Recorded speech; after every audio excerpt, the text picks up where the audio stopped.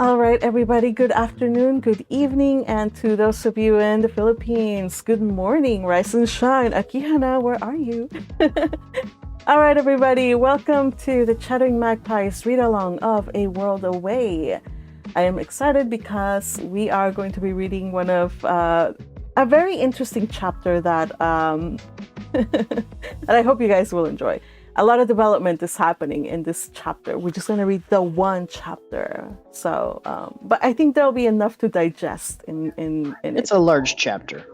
You know what? It's not even that large, but it's larger than the other ones because these last couple of chapters I've noticed that they're like maybe 9 slides long at most. So I'm like, oh man, we're really running out of chapters. So, but this one is, I think like 13 or 12, 13 slides. So it should be enough. But yeah. All right, so welcome, gang. How are you? Happy to see you all. Hello. Yes, that's what I like to hear, enthusiasm and cheer.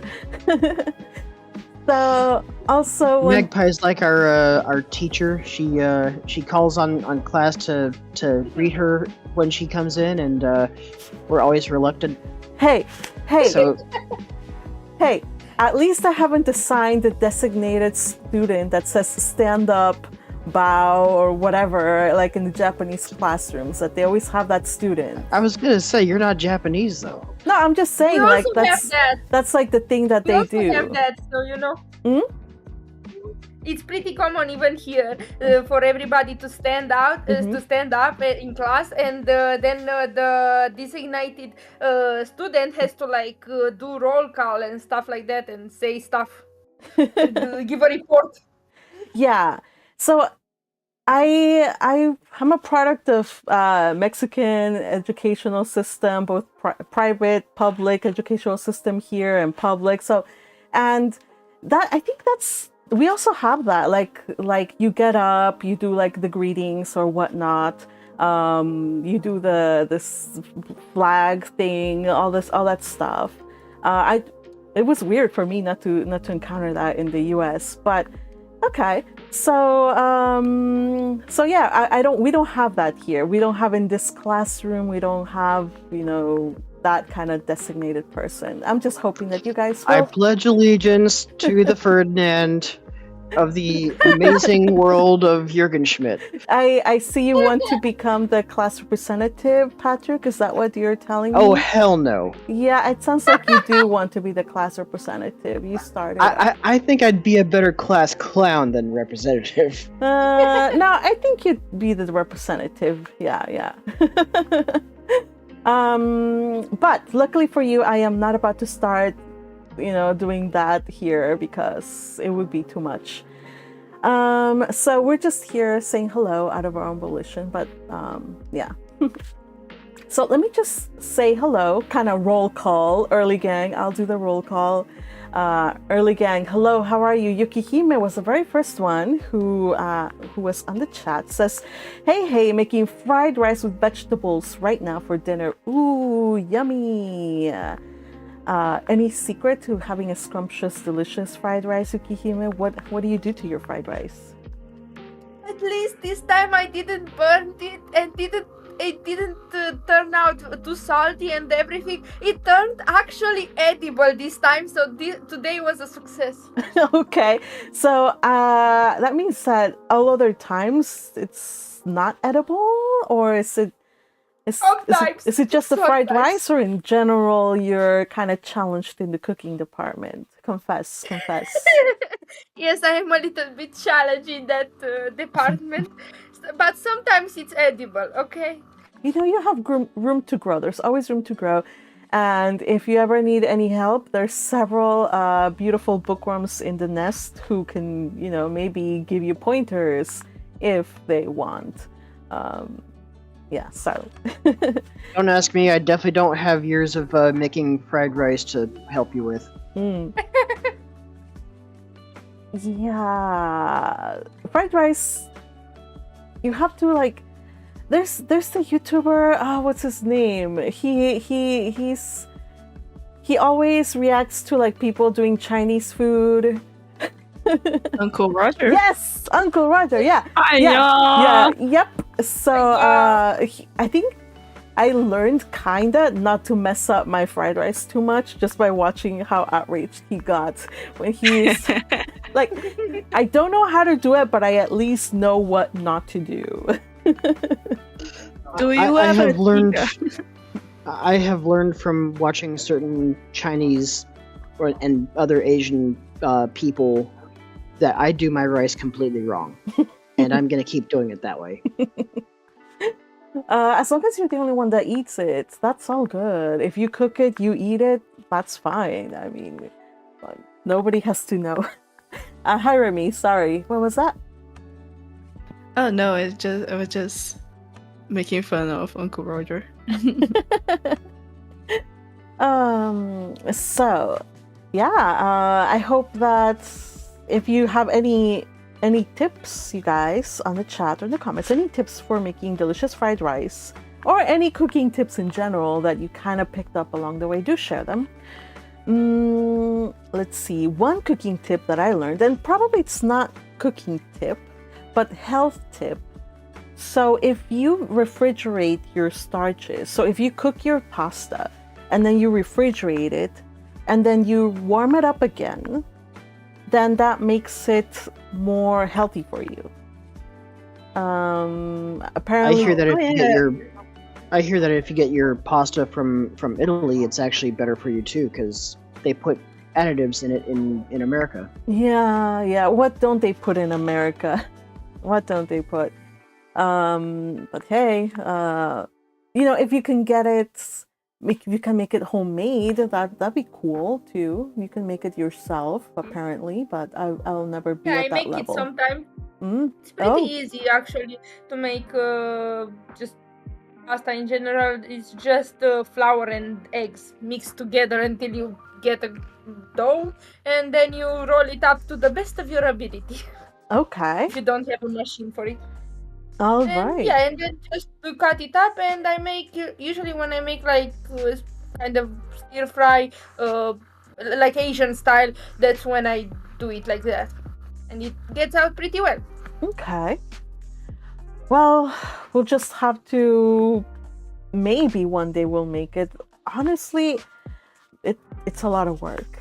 So what I do for my pasta, I buy my ravioli from Costco or tortellini, and I just bring it out and boil it and then put some sauce in it, because I usually eat pasta as a fast and lazy meal, unfortunately.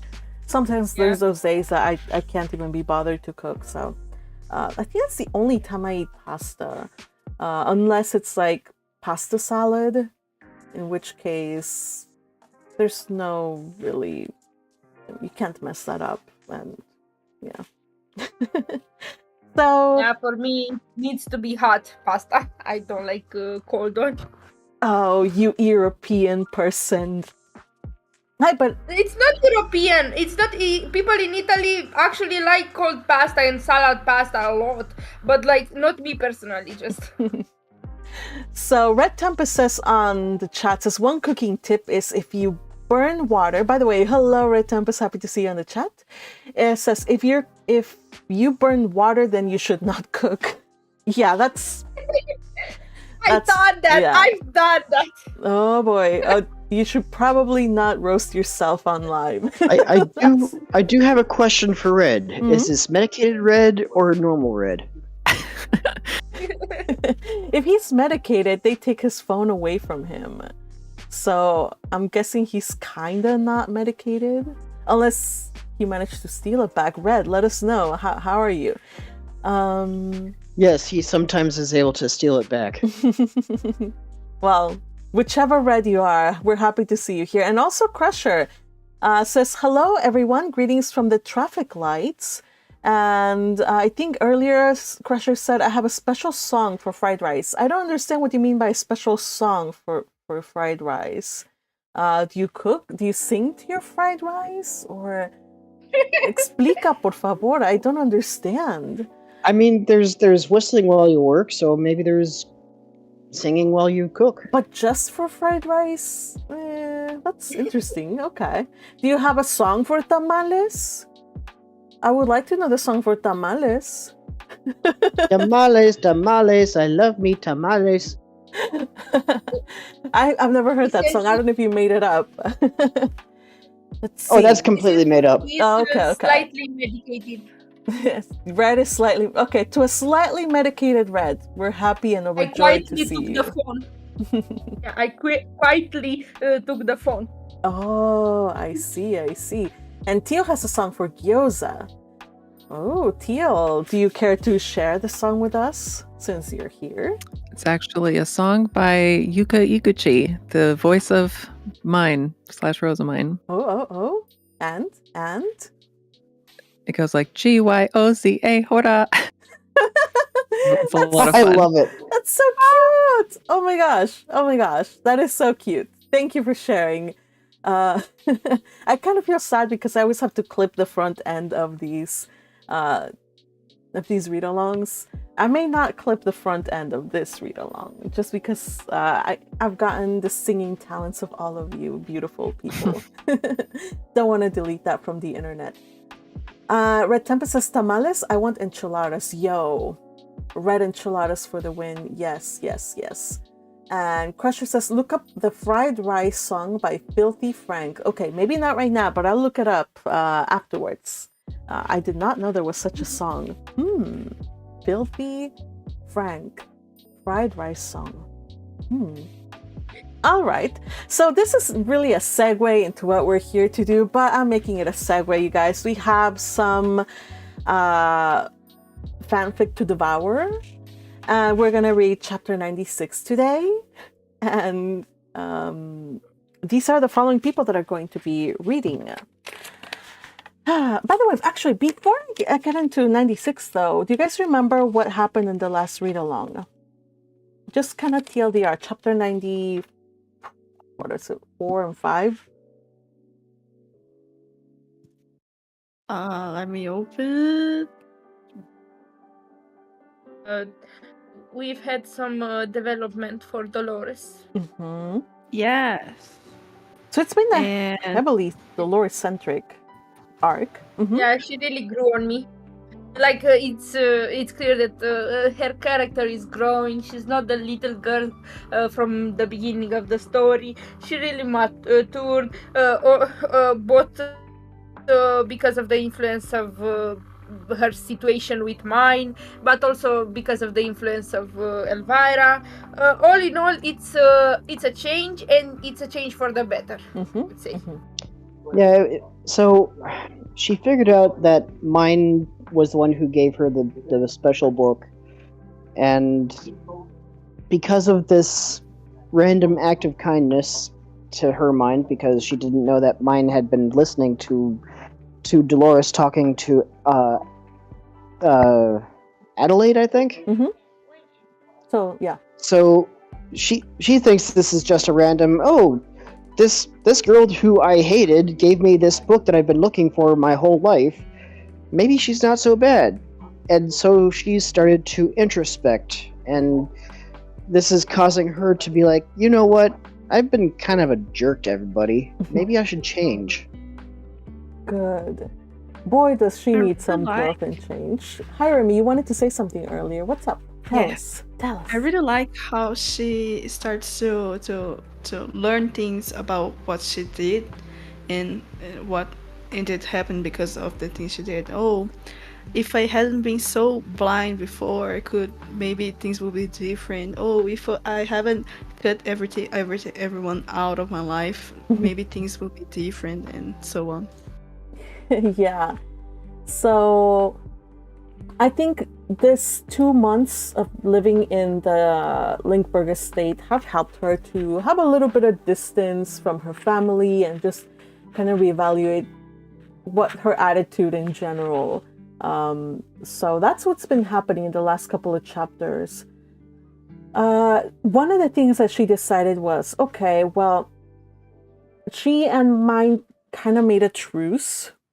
She thanked her for having been instrumental in her being able to make up with Hartmut. Remember, she and Hartmut had been kind of like at odds for like since the beginning of the winter. So she thanked her for having gotten involved there. And she remembers that she wants to kind of pay back a little bit of the debt from not only the book, but also from her help with Hartmut. So she decides, the only thing I can think of that Myne would want is, aside from books, is parues, because Myne has talked about parues and how she's been craving them. It is winter, you guys, so it is the height of Peru season. So that's what she decides. With the help of her two only friends from school, Lady Isolde and Lady Marina, she comes up with a plan to, go Peru hunting. And maybe if the plan, or if it's safe enough, maybe she can work out a way for Myne to join them on the Peru harvesting. But that's kind of the plan that's how it ended in chapter 96. And so we're gonna 95. So we're gonna pick up on chapter 96. Today reading is going to be Dolores will be read by Teal, Myne will be read by Yukihime, Hartmut will be read by Hirami, Cornelius will be read by Patrick, I shall be reading Elvira, Ferdinand will be read by Hirami, Eckhart will be read by Patrick, and Justus will be read by Yukihime. So let's get this started. Before we start, you guys should know that you should like and subscribe, and please come and join us on Coffee, so you can also read along with us as we get closer to the end of the story. Yes, do so. We would love to have you over at the nest. Thank you, Yukihime. All right, let's get this started. Chapter 96. The Trap. Confusion set in as a loud ringing in her ears overwhelmed most of Dolores' senses. She laid on what felt like a fluffy yet sharp surface. A feeling of stickiness clung to her, along with what clothing she could feel pressed against her body. Feelings of burning pain and freezing cold started to wash over her, along with the searing pain at her right side. Opening her eyes, she saw a blur of red through her disheveled hair. Looking around, Dolores noticed that she was all alone. The sky was iron, the snowy ground crimson red. But snow, Dolores thought in bewildered confusion, should never be the color of blood. Why was it like this? The day had started as a glorious winter morning, the kind that would make even Everglade proud. They had ventured into the pristine forest outside of Ehrenfest to gather parues. The crisp air had been filled with the sound of their laughter and the crunch of snow beneath their boots. Myne had playfully teased Dolores about a surprise dessert that they would have that night, made from the parues they collected, unwilling to give so much as a hint, no matter how much Dolores had asked. What had happened? Dolores shook her head to clear the ringing in her head. Blinking back to focus, she saw the burning eyes of a blood-crazed leopardember staring back at her. Its amber eyes with their demonic black slits bore into her soul. The familiarity of those eyes sent a shiver down her spine, dredging up memories from her darkest nightmares. Ah, that explained it. She was dreaming again. It was that nightmare, the one that had haunted her since her first year at the Royal Academy, when she had taken things too far, luring not just any fey beast, but a terrifying leopardember to further her plans to steal Cornelius from Leonor. She had nearly died that day, and Hartmut had been so furious at her for deviating from their plan that he'd refused to use the Hersphere Fey Stone on her for several days. Her body had been healed. She'd not even had a scar from it, but the terror of the attack had haunted her every night, leaving her screaming and pleading for him to make the nightmares stop.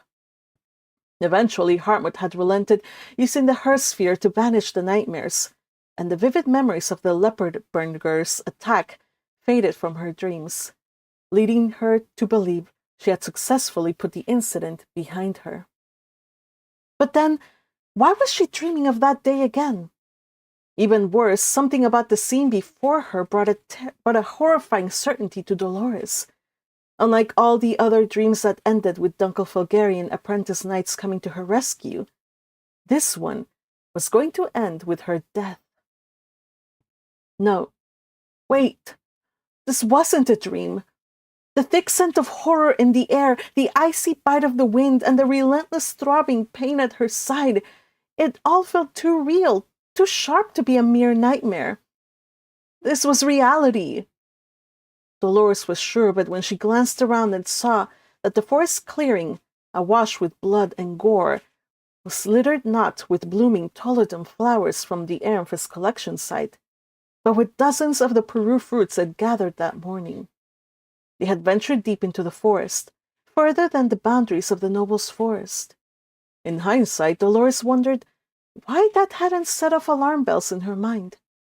Angelica, however, had at last raised the alarm with a cry, for arrows flew at them from unseen foes hidden among the trees.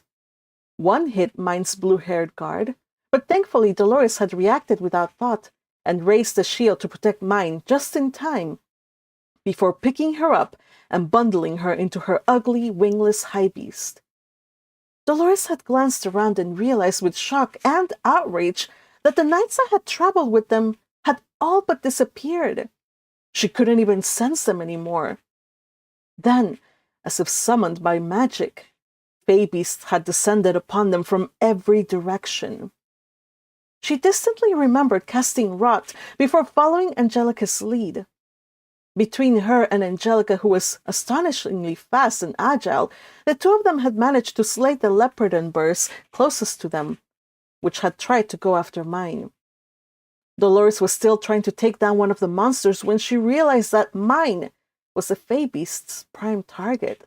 So she ordered Angelica to take her charge to safety, and had urged Myne to fly her high beast as fast as they could in case they were pursued by their invisible foes. Dolores had promised to catch up, but now that promise felt like a cruel joke. She'd miscalculated the pack tactics of the mana-starved leopard and burrs. Once she was alone, the monsters had pounced with brutal precision, overpowering her and keeping her from reaching for her high beast stone. She fought back with every ounce of strength she had, aware that if the fey beast didn't finish her off, the hidden threats lurking in the forest would.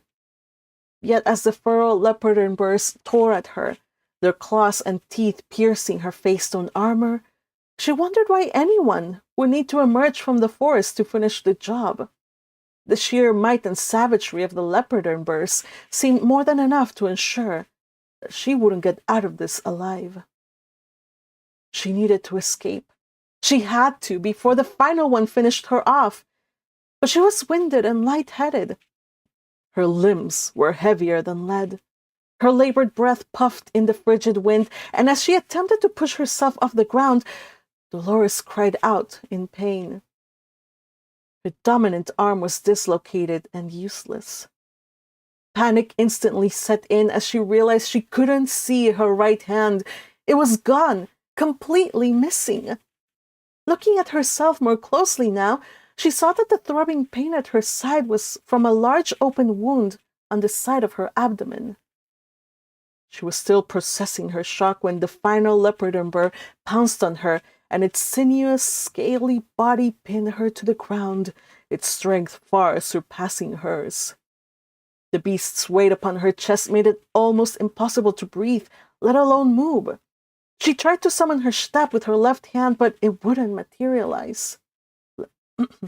By the time her sword finally appeared, her left arm was immobilized against her side. The creature had her now firmly in its grasp, and its claws, those damned claws that could pierce through her face-stone armor, dug into her flesh, tearing so deeply into sinew and ligament that a cry of agony was ripped from her throat. Alone and helpless, Dolores knew that there was no way out. The leopard burger snarled, its jaws gaped open, ready to bite down and tear her now useless right arm from her shoulder socket. No. Then Dolores had a terrible realization. It wasn't going for her shoulder. It was going for her head. A small part of her mind reasoned that this was for the best. It will be quicker and far less painful than being torn apart limb by limb. But that rational thought was drowned out by a wave of overwhelming fear, for she was more terrified than she'd ever been in her life. And yet, she couldn't even muster a scream. Time slowed to a crawl, her world darkened around her, narrowing to the gaping maw before her. Rows of sharp yellow teeth glistened before her, and the hot, rancid breath of the fey beast washed over her, suffocating and sour. By now she had forgotten all about the burning pain at her side. She could only stare, paralyzed by horror, as the mouth opened wider, revealing the black abyss of its throat. I'm going to die. This was it. This was the end. Some small part of her clung to the hope that she'd wake up, screaming, sobbing, and covered in her own sick, yet safe in her own bed. But that was too much to hope for. She was going to die, and it was all her fault. She had conceived this foolish plan and unknowingly led Myne into a deadly trap. They had been ambushed and encircled so quickly, no one knew how to properly react. At least she hadn't. To her shame, she had only sprung into action when she saw Angelica savagely pull the arrow from her arm and rush at the first Leopardenberg that had come in at them. The rest was all a blur to Dolores. She knew now that her stupidity, her blind trust in the wrong people, her so-called friends, had led them to this nightmare.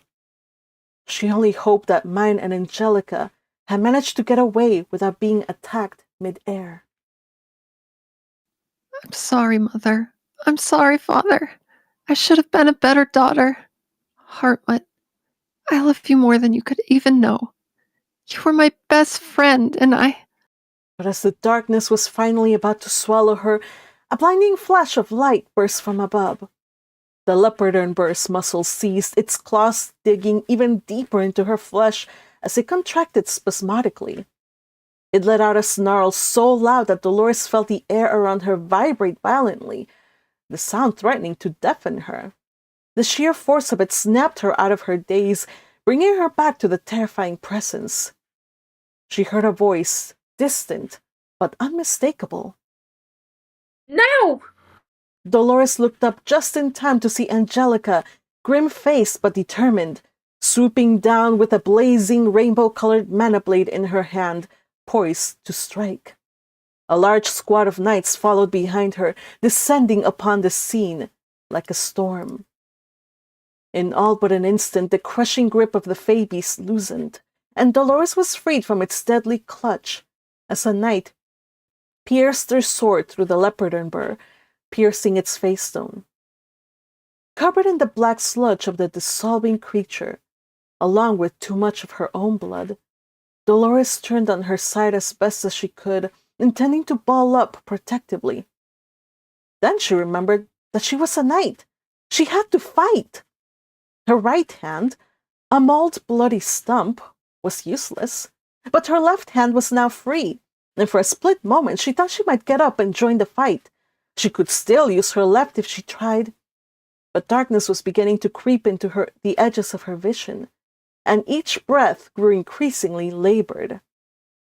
Dolores reluctantly closed her eyes, struggling to steady her breathing and pounding heart, even as the chaos of the battle swirled around her. Someone eventually knelt beside her, their voice gentle and reassuring amidst the clatter of combat. With careful hands they rolled her on her back, but the motion sent a sharp jolt through her dislocated arm. Dolores screamed in agony, the pain from her arm far more excruciating than the dull throbbing from the gaping wound at her side or the loss of her hand. She tried to push away from whoever was causing her such pain, but she was powerless as a shoe mill. This is not looking good. The person muttered, but Dolores was beyond caring about the state of her own body. She had already made peace with whatever came next. As she opened her eyes once more, unbidden hot tears began streaming down her face. She expected to see a white light giving way to reveal the stairway to the distant heights. Instead, A flawless, blazing blue sky greeted her, as did Myne's ridiculous wingless high beast, hovering not too far above her. Why is she here? Why didn't she flee to safety? Dolores couldn't help but wonder at the kind of person who would return to save someone the likes of her, a person who, by all rights, should have been left to die. She couldn't comprehend such a thing happening.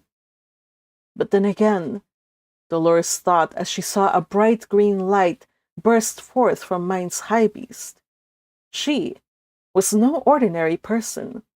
Lord Eckhart's water goddess was, as Hartmut unknowingly claimed, an absolute saint. Damn it, he was right all along. And well, wasn't he always? Elvira. Of all the faith beasts, why did it have to be a leopard embers? Hartmut's voice crackled with fury as he glared at Cornelius. They did this on purpose, didn't they? They wanted to terrorize her because of her past. Did you? Calm down. Cornelius shot back, his voice taut with irritation. Think for a second. The girls are in her grade. They know all about that incident. Do you really think I'd be so despicable and do something like that to my indebted? Yes. Hartmut spat, his face flushed with anger. 100% I do. You are... The room erupted in a cacophony of insults and shouted accusations. Cornelius, seething with rage at Hartmut's unjust accusations, came dangerously close to throwing a punch. His fist was already clenched. Only the timely intervention of Lady Elvira, who burst into the room with a commanding presence, stopped him. "Stop this instant!" Lady Elvira's voice cut through the chaos with steely authority, silencing the quarreling in her parlor. The day's events had been nothing short of a nightmare. They had planned every detail meticulously. Cornelius had even successfully deceived everyone in the entire Knight's Order, including his own betrothed. He had feigned a falling out with Dolores, loudly complaining about her being a burden that he wanted to get rid of, and he'd also been extremely vocal about the temple wretch living in his family home, who was betrothed to his brother. Their targets had fallen for the ruse and approached Cornelius with a proposal to kill two birds with one stone. The deception had worked, but the plan had gone terribly wrong, leaving Dolores in a dreadful state while Myne... Oh, Elvira shivered, a cold dread settling in her bones at the thought of what could have happened if things had spiraled even further out of control. If she had known the risks, she would never have agreed to such a plan. She forced herself to focus. Emotions were a luxury she could not afford right now. Instead, she focused on the immediate problem at hand. She rubbed her temples in a rare display of frustration, her composure slipping for just a moment before she regained control. In truth, she had more than enough to deal without having to manage two bickering, foolish boys. "Whatever happened," she said firmly, "and however much our plan to trap Lord Bassam and his allies went awry, all that matters now is that we were successful. Cornelius, return to the barracks and report to your father. Assist him with the investigation and keep me updated." She turned to Hartmut, who was nervously pacing and mumbling to himself. It was unsettling to see the usually composed young lord so thoroughly shaken. "Hartmut," she said more gently, "you may go up and see Dolores now. In fact, she asked for you the moment she woke. The doctor has already seen her, and she's stable enough to see you, but please, try not to upset her." Hartmut didn't wait to hear more. He bolted out of the room.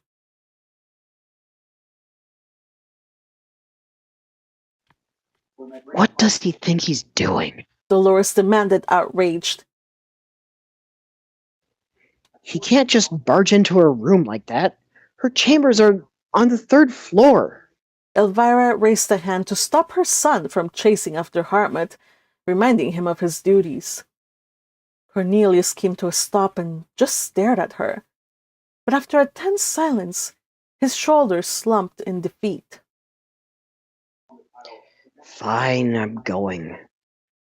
Elvira watched her son depart, sighing inwardly as he mounted his high beast and flew back toward the castle. Her poor, misguided son was more outraged by the breach of propriety of a man entering the woman's floor than by the true significance of Dolores requesting Hartmut the moment she regained consciousness.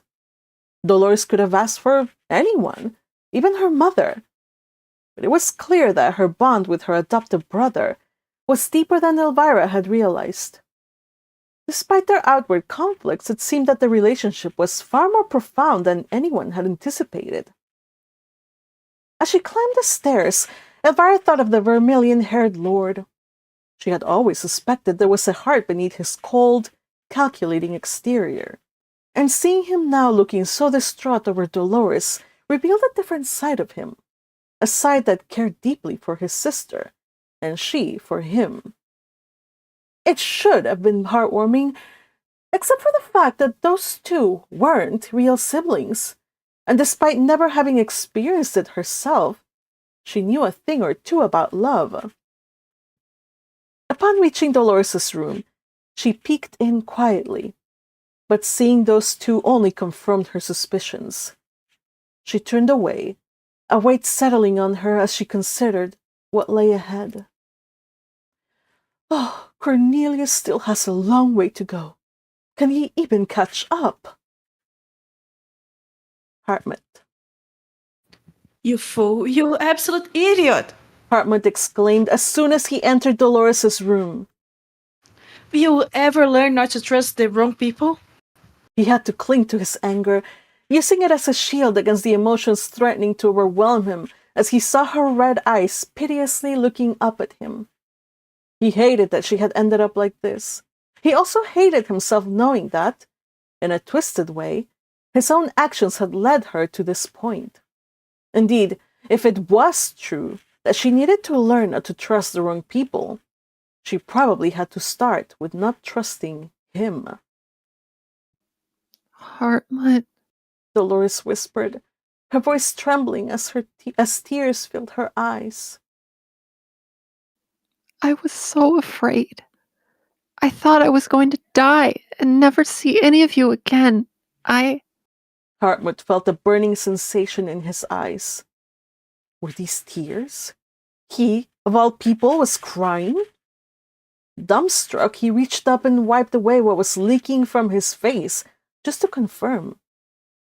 Now embarrassed, he glanced at Dolores' attendant, and the unflappable Ludmilla, understanding his spoken request, excused herself immediately, leaving them alone. With her gone, Hartmut approached and sat on the bed next to Dolores, his heart pounding as he quickly assessed her condition.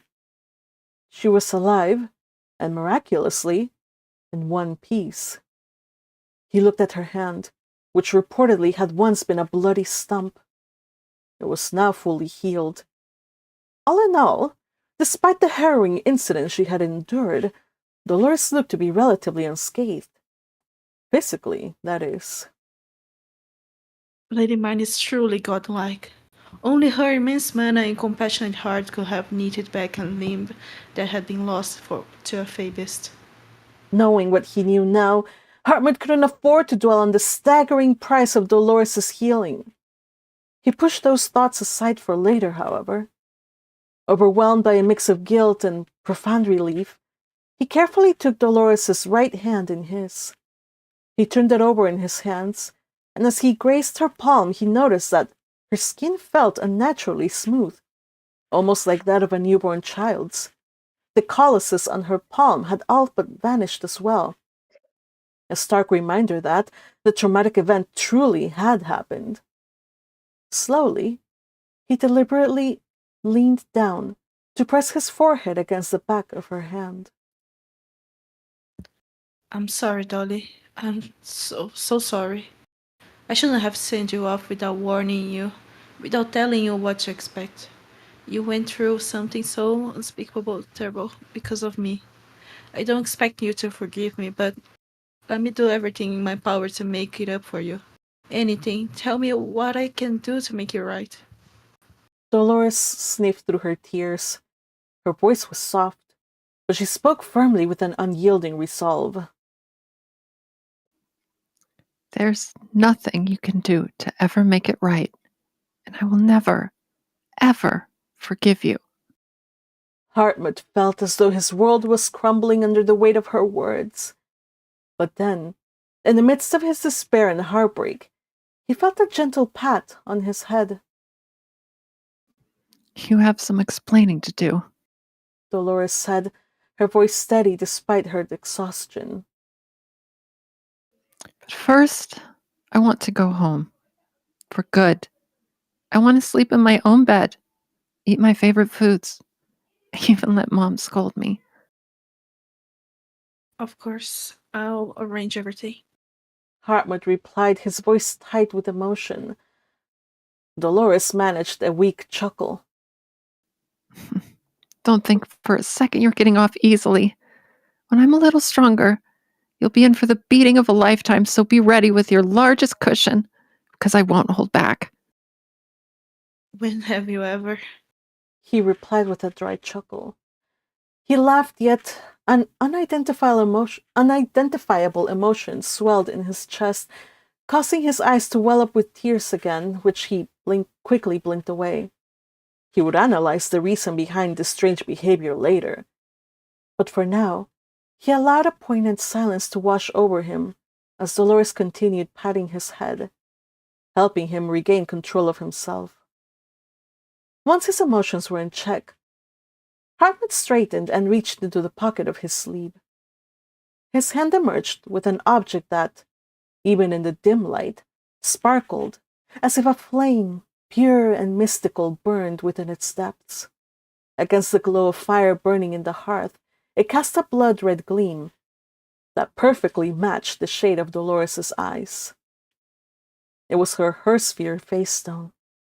He had coveted so very much years ago, and so it had been the source of their many arguments and fights ever since they'd been children. Back then they had played a game of pretend name swearing, using the magic tool's dangerous, mind-altering powers to command and compel each other to do whatever the other wanted. It had been a reckless and sometimes cruel game they'd played for years, but they were children then, foolish and unaware of the gravity of what they were doing. Now, Hartmut knew that he no longer wanted any part of that. The revelation that Lady Isolde and Lady Marina had manipulated Dolores with a Hersphere of their own was a reminder of the tool's danger. He had never imagined that others could possess similar stones like Dolores's. The thought of their enemies' Hersphere falling into the Archduke's possession brought Hartmut immense relief. If only Dolores had kept her own about her person, she wouldn't have been vulnerable to their mind-altering. Hartmut should have given it back to her sooner. He had mounted it into a pendant months ago, right after their last bitter quarrel, intending to return it to her for good. Yet the right moment had never come, especially as she had absolutely refused to see him for most of the winter. Now, however, the time had arrived. With a solemn resolve, he held out the pendant to her, silently putting an end to the childish games between them once and for all. Eckhart. Lord Ferdinand received his correspondence with the usual air of indifference, sifting through the letters without a hint of emotion. But when his eyes caught the color of one particular seal, he paused, glancing briefly at Eckhart before returning to his work. It was a small, almost imperceptible gesture, but Eckhart and Eustace knew its significance. The room was filled with the sovereignty temples' priests, all absorbed in their own tasks, oblivious to the tension that had just settled over the Ehrenfest trio. They all continued working until fourth bell, at which point Lord Ferdinand dismissed all but he and Eustace, and confirmed what Eckhart had known. The trap had been sprung. Eckhart struggled to keep his composure as Lord Ferdinand swiftly read over the letter. It's as we suspected. Ferdinand finally said, handing the letter to Eustace. According to Karstad, they're after Myne, and they are about to strike. Interestingly, though, Hartmut already seems several steps ahead of them. Him? Again? Eckhart muttered. His voice was tinged with frustration. Eustace chuckled, his eyes still on the letter. Steady, Eckhart. Remember, Hartmut is one of ours. According to this letter, even your brother is part of the plan. Eckhart shot a glare at Eustace. He's a slimy snake, He said, referring to Hartmut, not his brother, though he had strong opinions about Cornelius as well. However, Eckhart viewed Cornelius as less of a threat when compared to Hartmut, whose closeness to Myne was a constant source of irritation. If anyone can find a way around a magic contract's restrictions. Ferdinand said pensively. It would definitely be Lebrec's son. I wonder if, after this trial period, he might be persuaded to work under me. Lord Ferdinand? Eckhart exclaimed, aghast, only to be met with a rare look of amusement from his lord. Thankfully, Eustace had set up the area sound-blocking tool as soon as the priest had left, so his outburst was unheard by those outside the room. Setting down the letter, Eustace amused himself at Eckhart's expense by poking fun at him and telling him what they might look forward to if Hartmut truly became one of them. Of course, all that talk only riled Eckhart up, and the two started bickering in earnest. Ferdinand, however, became pensive, ignoring their banter. When Eckhart noticed this, he composed himself and addressed his lord. Is there something more to be concerned about? Ferdinand shook his head before answering. I'm only surprised by their speed. I anticipated they'd wait until spring. Whoever is behind this must be growing desperate. Despite purging many traitors from positions of power following the poisoning attempt on the Archduke, one faction remained elusive. Though there was no concrete proof, Ferdinand was convinced, thanks to intelligence gathered by Eustace, that Lord Bassam, a scholar managing military budgets and Knights' Order affairs, was involved with nobles from another duchy. The man had been under constant scrutiny since the autumn, his every move investigated. Meanwhile, Dolores, a naive and troublesome schoolgirl, was entangled in a different kind of danger. Despite his mother's best efforts to protect Myne, the one vulnerability in the otherwise impenetrable Lindbergh estate was Cornelius's volatile fiancée. Lady Dolores had been befriended by a group of girls who, under the pretense of friendship, had lured her into a perilous plot. They had no doubt been working for Lord Bassam, and had proposed a plan that would draw Myne out of the Lindbergh estate and beyond the city limits, trapping her in a location where she could be surrounded and cut off from any escape or reinforcements. It was a dangerously sloppy and brazen plot, but Eckhart was grateful for it. It seemed like something his father and his men could have easily handled. The coded letter provided scant details on countermeasures, but Eckhart's father promised a full report within 3 days. By then they hoped to have neutralized the threat and gained preliminary results from their investigation. Well, there are no guarantees. Ferdinand said. We can only hope it resolves itself quietly. Quickly. Myne deserves to live freely and without fear. I expect she is tired of being cooped up indoors with so few people to interact with.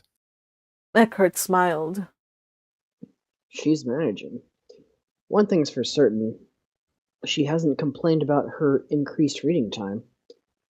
Still, once we capture Lord Bassam and his accomplices, I'll rest easier knowing the greatest threat to her has been dealt with. They went about their tasks, expecting to receive positive updates in a few days. Ferdinand even chuckled darkly, rubbing his hands together at the thought of bringing the culprits to justice, confident in his leverage with the Zent. But late in the evening of the next day, after they were done with their work, they were stunned to receive entirely different news. Only Eckhart and Eustace were present when their letter arrived, and its contents left Eckhart visibly shaken. As Eckhart read, his face went pale. Eustace, watching his friend's reaction, felt a chill of dread and knew, with a sinking certainty, that the news he'd received was not what they had anticipated. Pull yourself together, man. What is it? What happened? Eustace demanded, his concern growing as Eckhart, too stunned to speak, handed the letter over with trembling hands. Read it yourself. Eckhart managed to wheeze, sinking into a chair and burying his face in his hands.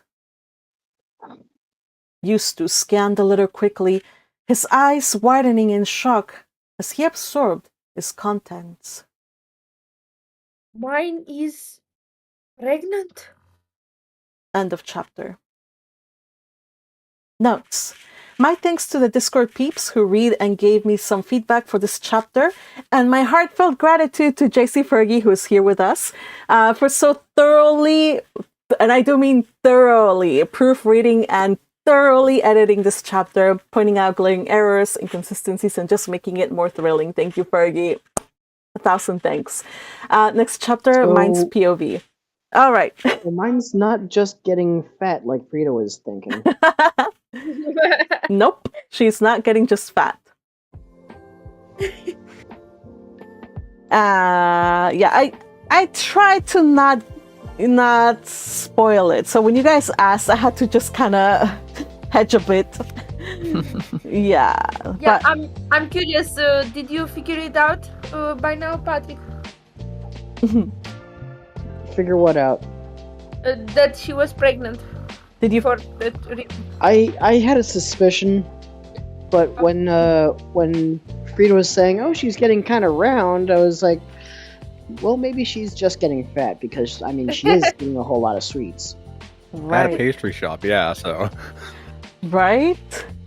Yeah, I tried to not spoil anything, but I knew those that have read ahead, you guys were like also like saying things I mean, that were kind of sly.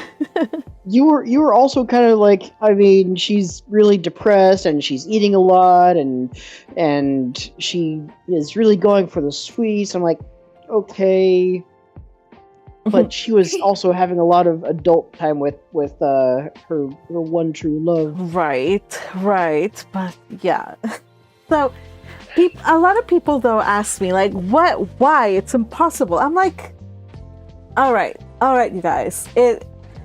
In my head, it kind of works out. Like, yeah, they don't 100% match yet in mana, but there's also the equation of he gave his name to her, which kind of changes things a bit. They also were praying like crazy for like a miracle to happen. So any like between compression and adult activities, and they went at it, and all kinds of things between one of those things, the prayers and the amulets and all that stuff, it just happened. So yeah. But yeah, I mean, hooray, because a lot of people before this chapter, a lot of people were like, yes, please let her have a baby. And I was like, really? A baby in this mana economy? But in this, yeah, I was like, okay, you guys win, a baby. I mean, I'm not gonna lie, I was also hoping that they would have a family, but I wasn't expecting it until after he came back from the sovereignty. Yeah. But no, this is the story. The story demands it. Actually, the readers demanded it almost, because everybody wanted it. I was like, yo, why? Yes. Honestly, Yes, I we knew want nothing. that. We want Eckhart to be a father. Yeah, Yes. we do. He deserves it. Hi, Remy. I knew nothing while reading this. I didn't knew that I shouldn't have noticed that Isolde and Marina were kind of sus. I shouldn't have noticed that Myne was getting too tired, but I knew nothing before reading this chapter. Yeah. I was still. I do want to still reading mention this a certain. Hold on. Go ahead, I'm sorry. Hirami finish and then you can go, Yeah, Patrick. finish up, please. I'm Sorry. sorry. Still reading this chapter, I was very doubtful. I had to read the next one to be certain.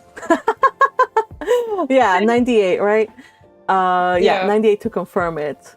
Go ahead, Patrick. I just wanted to highlight a reference that Teal left in the chat. Life finds a way. Wait, I've heard that before. Where is that from? Life. Jurassic Park. Yes, there we go. Yes, It's yes. old Oh my gosh, character it's saying been forever since I watched that movie. Yes, life finds a way. Life finds a way. I may have to play that for a Sunday watch party. Good movie. That would be fun. Glad they never made any sequels.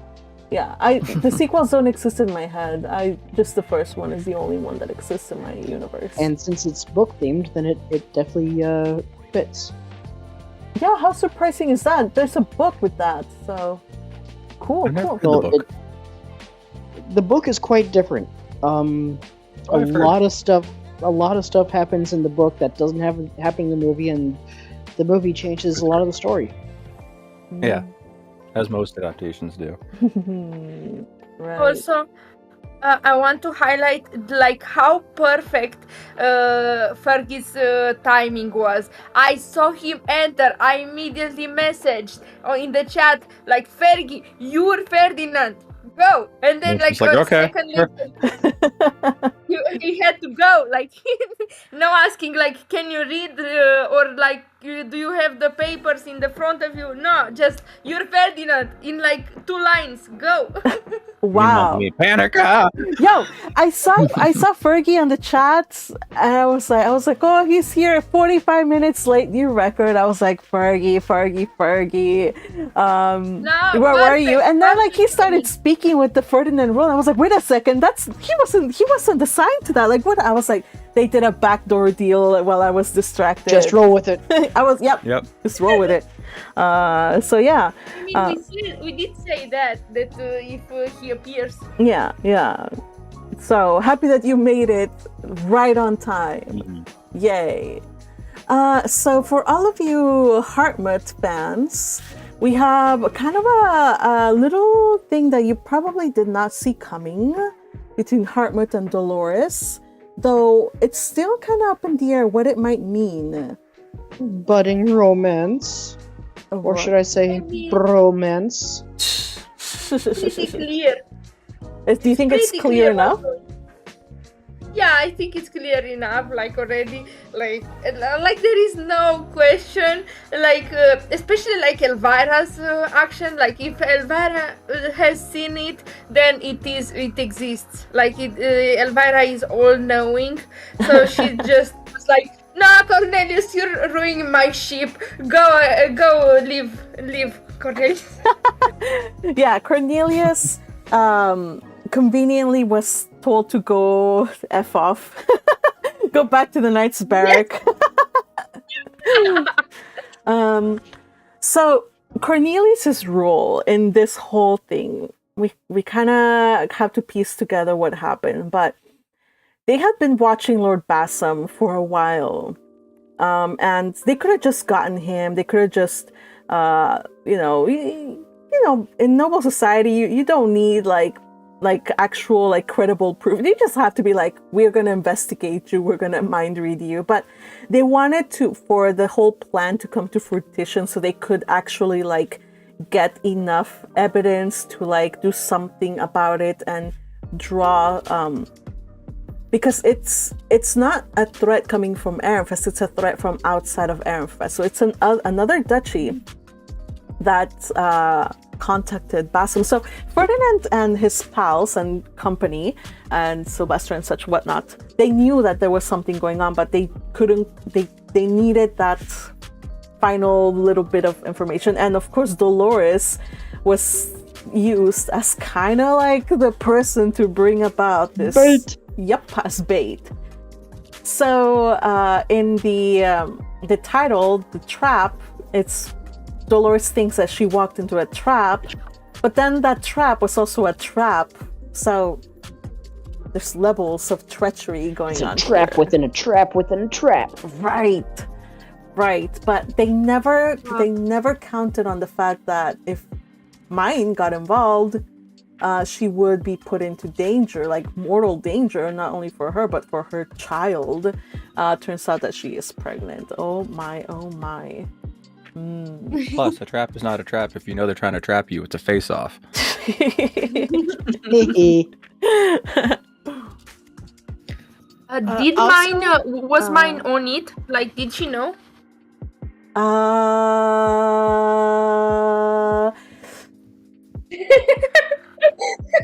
I didn't think this far through.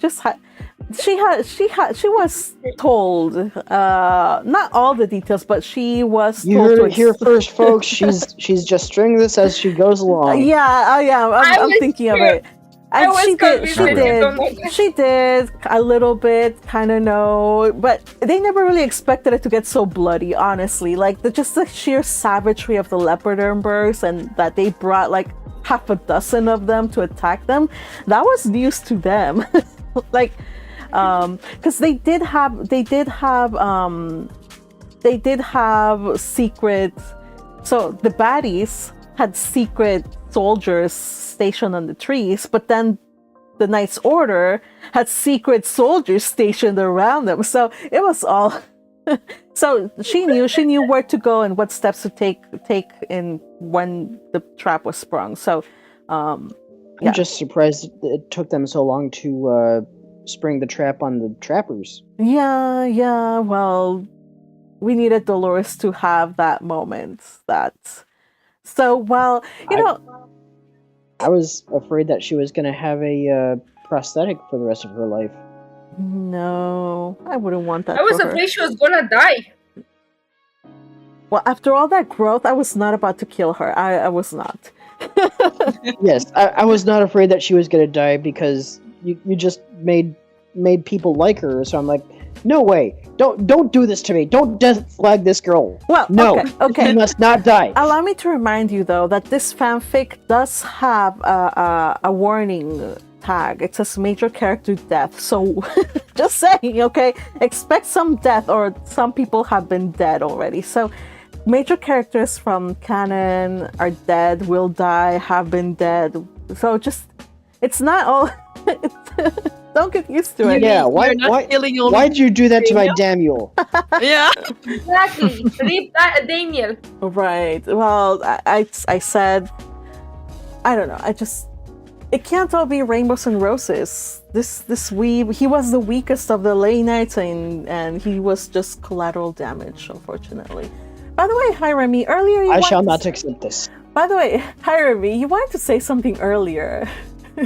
Oh, let's not forget about Angelica main character part. Mm-hmm. She was so awesome. Right?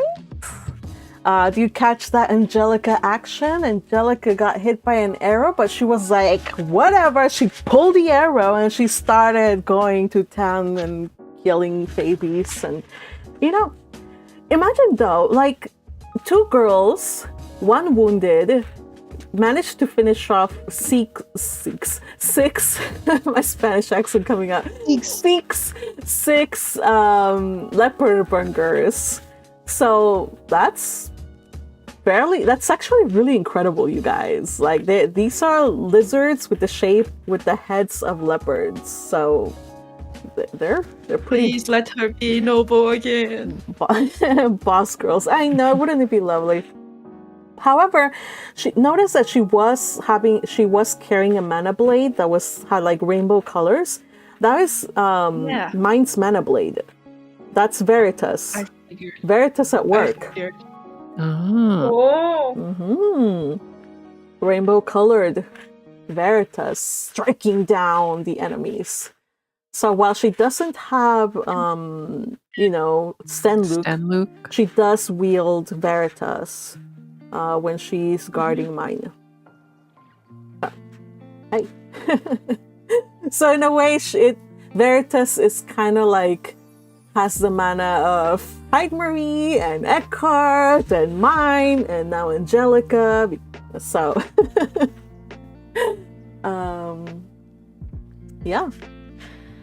So let's see. Anything else? Basically, Eckhart with all the women he ever loved. All or he timelines. could love, right? Yes. That's a strange combination there. You're right. Never even thought about that. Oh wow. All right. So from here we got three things, 3 point of views, but one point of view is missing, and that is Myne. How in the world did they find that she's pregnant? We still need to know stuff from her point of view that was missing in this chapter. We will get that in the next read along. There'll be a Myne chapter and I believe an Eckhart chapter, because Eckhart just received some awful news. Like, not okay. At least Myne was safe, but now the fact that she's pregnant or she was pregnant, the kind of risk that she's at now, he's absolutely losing it. So we have to know what's his reaction and stuff like that. So So if you want to see what his reaction is, please like and subscribe so you can see it next time. Yeah, you can join us too. Yukihime is taking my job. She is. Sometimes. Next thing you know, you guys will be, competing for it. And then, I don't know, man. Thank you, though. I mean, at some point, I'll be doing that for a certain channel that I'm hoping to establish. Ooh. Yeah. You keep teasing us about that, Patrick, when are we getting that done? I will let you know as soon as the thing is finished. I'm only teasing you because I know how it is. You have a job and then you want to do this YouTube thing, and it takes time, you guys. Like, I know you guys think we just get together for an hour or whatever. No, you guys, behind the scenes, it takes planning, it takes recording, it takes organizing stuff. And I've seen what it takes to edit and develop a whole video. So it's there is a lot of work that goes into maybe a 30-minute video. Oh my gosh, 30-minute videos take forever to edit. My goodness. I cannot imagine. I'm sticking with shorts for the moment. I'll mention that I'm also trying out YouTube, but it's only with shorts, with animation shorts. Yeah, but all work that goes into doing YouTube and stuff, I highly admire people who are going at it, doing it, persevering. You guys got it. Fergie also. Oh yeah, I've watched some channels grow from very small to where they have hundreds of thousands of subscribers, and they're at the point where they can actually pay people to do the editing instead of having to do it themselves. Yeah, and that's fine, because paying people for editing it doesn't come out of it's. Once you get to a certain point, it pays for itself. It's not it's not a loss. It actually helps bring in more money. So, but at that point, you have to worry about paying taxes for that, and that's another whole can of worms. Yeah, you have to 1099 people and stuff like that. So, I do my own. Everything is in-house, so I do everything. That's the beauty of being well-versed in editing, graphic design, video design, audio design, music production. So learn everything you can so you can save yourself. Though that does mean that you spend a lot of time on it. So yeah, if you can get some help, do so if you can. I do recommend that. Let's see what else we have. John Davis. By the way, John Davis, hello. Says JC Fergie, don't forget about Afraid Not. Fergie. I'm afraid not. Fergie. We know all there is to know about the Bookworm worlds. Please, when? Fergie. I'll get around to it at some point. Can we read it on this channel when you're done? Yeah, I have That- no issues with that. That'd be lovely. It's a really I'm good sure that'll one. come after what's the next one? Hmm? Shoot, the title is slipping my mind. The Count of Monte Cristo? Or No, That yeah, one. Count of Monte Cristo. That one's gonna be a long read as well. Let's see. This one is already the 40th stream, you guys, of A World Away, and we're still not done. Jeez. Wow. Are we going to have Monte Cristo highlighted so we can all take roles and read that one as well? That's the plan, right? That More actually sounds importantly, quite are we fun. going to be making Monte Cristos when we start reading? Because those are Monte delicious. Cristos? Monte Cristos. Are those like the breads that have egg and cheese and stuff, or what are Monte Yeah, Cristos? yeah. It's like an egg and cheese sandwich that gets turned into French toast, kind of. It's weird. I've never had one in my life. Wow. Now I feel like hungry for Monte Cristo. Let me look it up. What's Monte Cristo? Ooh, they look Serve them great. at my restaurant if you can find it. Monte Cristo. Well, I won't be able to find the restaurant. Monte Cristo dish. All right. Is that bread and jam and meat? I'm showing it on the stream. It has let's see. It has ham and jam. Wow, ham and jam. What a weird combination. You know what though? It doesn't sound too Yeah. bad. I wouldn't say jam is a traditional ingredient. Maybe like some places, but not where I eat them. It's just, like ham and cheese and then dip it in egg and fry it up. Okay, that sounds better. Yeah. Yeah, just the jam that I see everywhere is weird. Other than that, it's like a normal cheese sandwich with ham. Those look delicious. They do. I would have to look for a good ham, like an alternative, because being vegetarian. But other than that, Yeah, fair. I'm down for that. I'm sure there's some impossible ham or something similar. Maybe Yeah. you can make tofu to have the same consistency.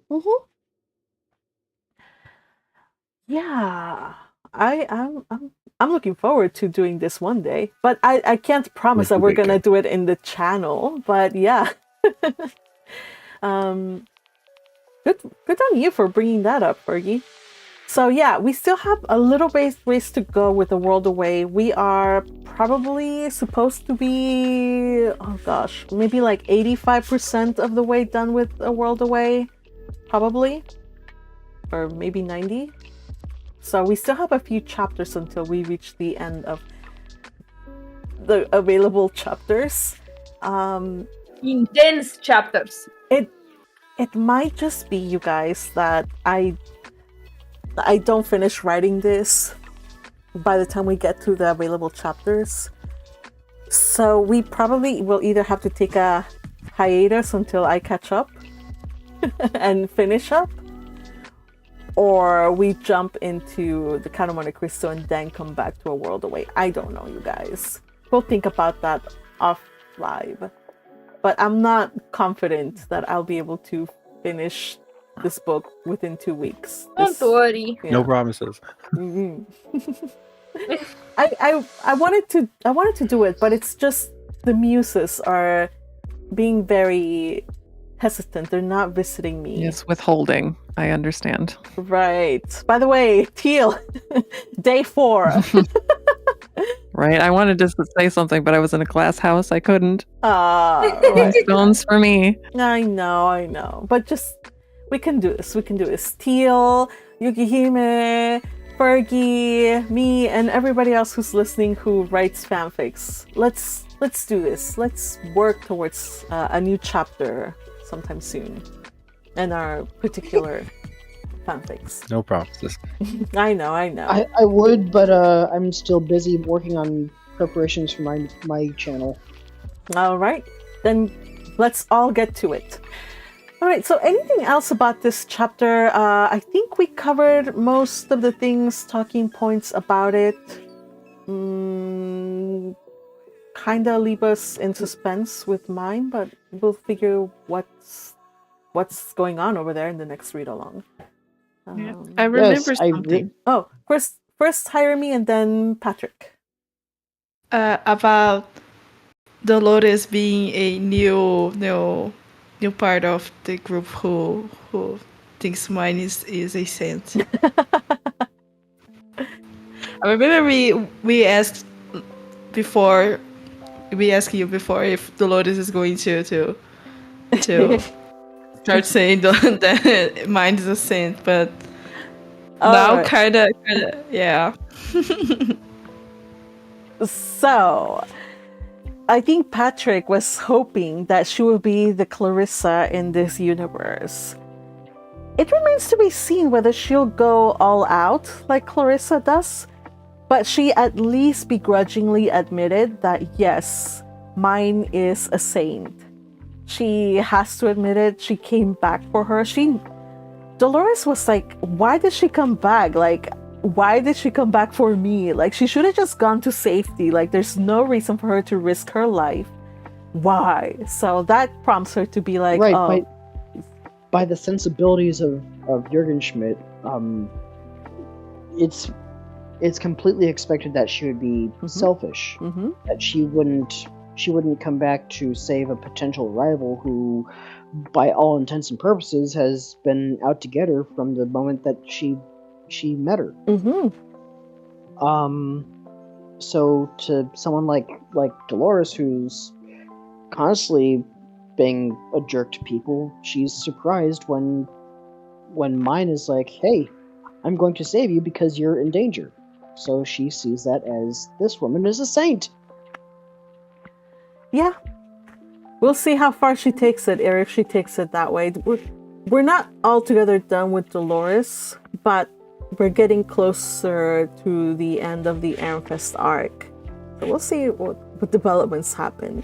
All we know now from the Dolores little bit is that she decided to go back home for good. So what do you guys think that means, though? I mean, Probably she will it's pretty clear. Yeah, she'll stay quiet for a while, is what I think. Like recuperate? Yeah. Okay. Yeah. So we'll see. All right. And I think her threat to punish Hartmut was more of a I want to reconnect with my brother who I've been distancing myself from for so long. Yeah. Yes, brother, very much brother. Stop it, Yukihime, you Hartmut fangirl. Rokon. Yeah. I was wondering when you would bring it up, Patrick, Brocon. Look, I was resisting doing it, but I mean, when it's so blatantly put out there, I have to go for it. Well, in this Brocons case, are broken. Yes. Yeah. Oh, like honestly, their relationship is kind of like, but you know, they're both of them. They're absolute weirdos. So. Whatever. Who wrote it? Stop it. Right. And made it canon. Like, it's basically canon at this point. So, then we have Cornelius. Again, Cornelius, he all this time, he was not getting along with Dolores in part to, like, kind of fool the people that they wanted to trap. Because they knew that there was suspicion around Bassam and the girls, so he was. And I actually feel kind of bad for Dolores in that. Aw, why? Well, I mean, granted, he had to do it to fool her so that he could fool their enemies. But, I mean, he fooled her into thinking that he was being a philandering creep who didn't really care for her at all. And this probably will have a very, very huge impact on his relationship, not just with Dolores, but with Hartmut as well. They were about to come to blows. So that's no good. But they're kind of all a toxic trio, so they kind of need some time apart. Oh, it's all for the good. Honestly, no great loss. All right. I think, though, that covers everything, unless I forgot to call on somebody who was waiting to say anything. Anybody else? Not today. Okay. All right. That's all then for today, you guys. Next time, that's Monday, we will be reading chapter 97 and 98. Again, it picks up with Myne and Eckhart. Get some more details about how Myne is doing. I like those too, so if you guys like Myne chapters, you definitely do not want to be missing those. It's been a while since we had some Myne fluff and, you know, little feel goods, so hopefully there's some of that, and just join us. By the way, another thing, after when we started this read along, I had just published this chapter, so so we've caught up. Let's see. Yay! Yay! Full circle. Yeah, I can't believe it took me 2 years to write all of that we have read so far, and now the clock is ticking. So, thank you all for joining me. Hurry up and finish. Yeah. I have it drafted. It's outlined. All right, everybody. Thank you for joining me today. We will see you on Monday. Monday around noon, 1 o'clock. Depends on my schedule, but other than that, we're good. Have a good weekend, everybody. Thank you, gang, for reading. And again, thank you to the following people who read. We had Dolores was read by Teal. Myne was read by Yukihime. Hartmut was read by Hirami. Cornelius was read by Patrick. I read Elvira. Ferdinand was read by JC Fergie. Eckhart was read by Patrick. And Eustace by Yukihime. And lots of thank you to Teal, who highlighted this chapter. Teal, thank you very much. Take a bow, girl. Yes. Was I the only Ferdinand, or did someone else read before me? No, No, you were the only Ferdinand. you came Someone right. else had the role before you Yeah. came in, Perfect. but you read all of his lines. You literally came like 10 seconds before the first Ferdinand line. Oh my. Talk about Phrasing. Yeah, faded, faded timing. I can tell you, man. Patrick always takes the Eckhart role. I think the Ferdinand role is yours, dude. If you choose to, anyway. There's more Ferdinand in other chapters, and I don't know if you would like to read those, because there's going to be a lot of Ferdinand coming up. It's going to get interesting. Oh well. All right, you guys, join us on Monday. Thank you for reading, gang. We'll see you. Bye bye. Bye bye. Thank you. Hi, chat.